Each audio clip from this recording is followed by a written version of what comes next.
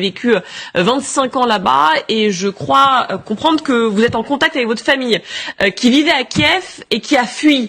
C'est bien ça? Pas tout à fait, non. Elle a pas fui du tout.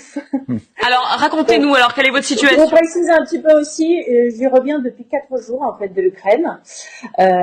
Bon, personne n'y croyait, ça c'est clair, dans ces événements-là.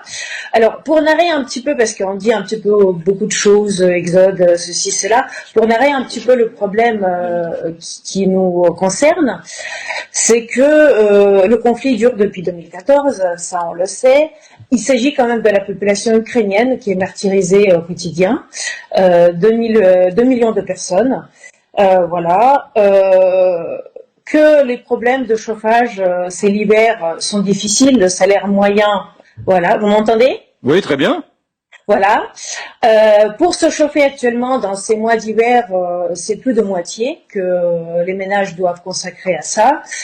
Donc la vie est très très compliquée. Donc je vois pas qu'est-ce qu'on défend. Le président et le gouvernement fantoche là actuellement, que je trouve fantoche, et pas du tout celui que Poutine soi-disant va mettre.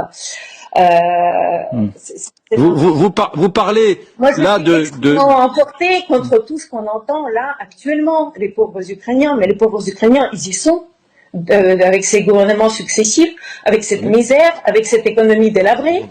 Elle parle de Zelensky. Oui, mais vous parlez de Zelensky, vous parlez de qui? Vous parlez des... De Zelensky, oui. Oui. Donc vous, Ukrainienne, vous considérez que Zelensky, le chef d'État dûment élu d'Ukraine, est à la tête d'un gouvernement fantoche? Fantoche, d'une chose, et puis la deuxième chose, c'est une personne pas du tout démocratique. Il y a quand même 4 chaînes oppositionnistes qui étaient fermées. Il y a des journalistes qui sont tués.